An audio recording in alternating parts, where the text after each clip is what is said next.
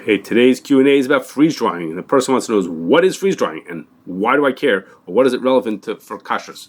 So basically when you dry something is you're taking the moisture or the water out of the food, and that prevents it from spoiling. And it does that because microorganisms that would cause spoilage need a certain amount of available water in the product, and therefore if we take the water out, they won't spoil. So the simplest and the cheapest way to do that is to put the food basically into a hot or a warm chamber, like an oven kind of a thing, and the water evaporates out, and then the food gets dried out.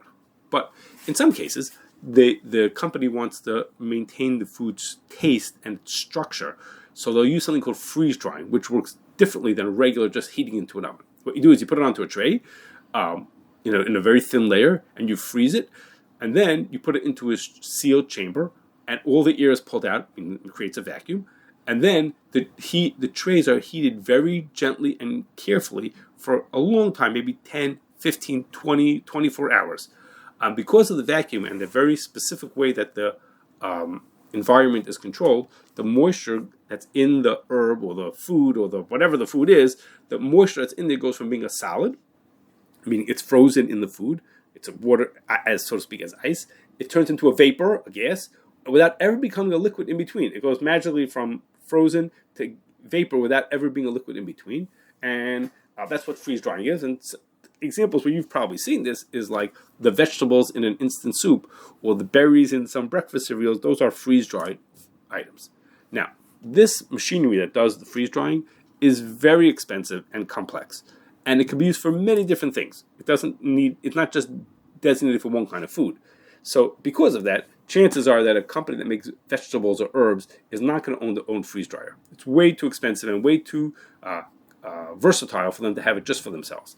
So what they'll do is they'll send their product out to a company that does freeze drying to process their food. And that freeze drying company today is freeze drying peas and carrots, but a different day they might be doing other things like pork and shrimp and ice cream and yogurt and all kinds of other things. Okay, so because of that, everything that's freeze dried needs hashgacha to make sure the equipment is kosher when it's making the kosher product.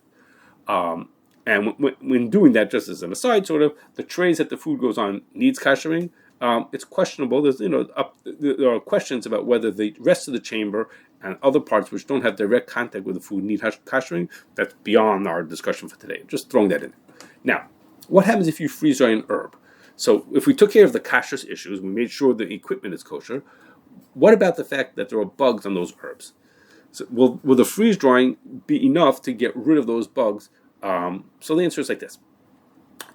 Usually if you take food, let's say an herb, and you put it into an oven to dry it out, then the din is that the bugs that were on there become mutter.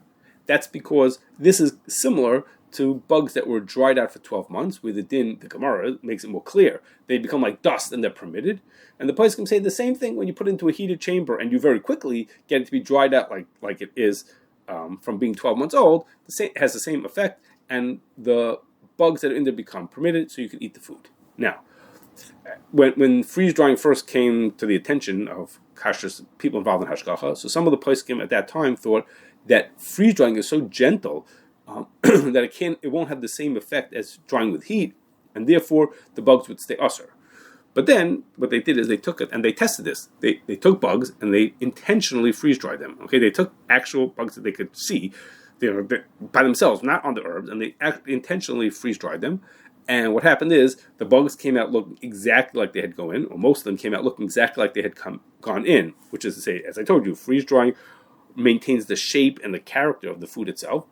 But as soon as you touch them, they disintegrate into a big pile of dust.